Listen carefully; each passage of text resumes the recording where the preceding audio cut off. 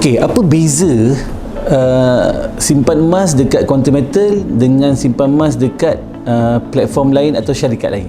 Pertama sekali, kalau biasanya kita beli emas dengan lebihan duit kita, maknanya simpan sikit-sikit, lama-lama baru kita boleh beli.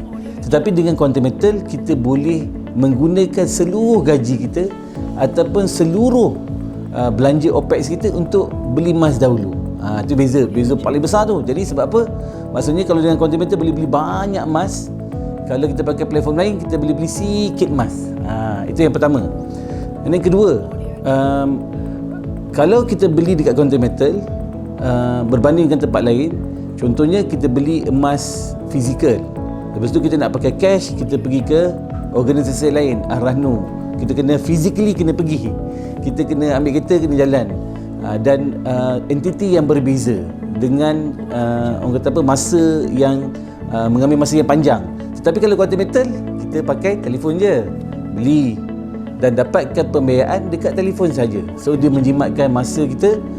Dan yang ketiga, kalau kita pakai Rahnu punya sistem, untuk ambil cash kita kena bayar upah simpan yang cukup tinggi, 1%, biasanya 1% sebulan, setahun dah sampai 12% kalau kita sambung lah.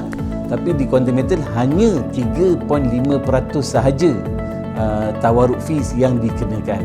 Ini yang utamanya.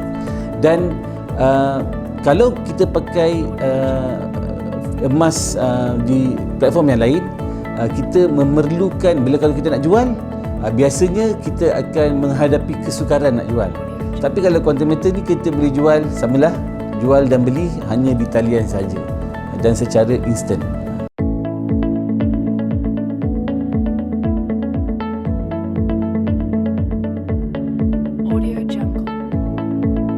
Okey, kenapa kita nak simpan dekat emas digital berbanding dengan emas fizikal? Satu, kalau kita beli emas fizikal, paling kecil 1 gram, paling kecil.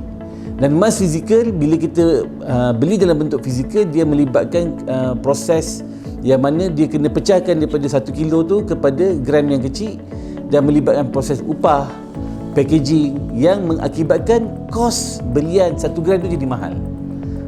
Sedangkan kalau kita beli emas digital pada kadar minima RM10, kita sebenarnya berkongsi dalam satu bentuk emas yang lebih besar, tapi kos kita adalah sama dengan harga pasaran.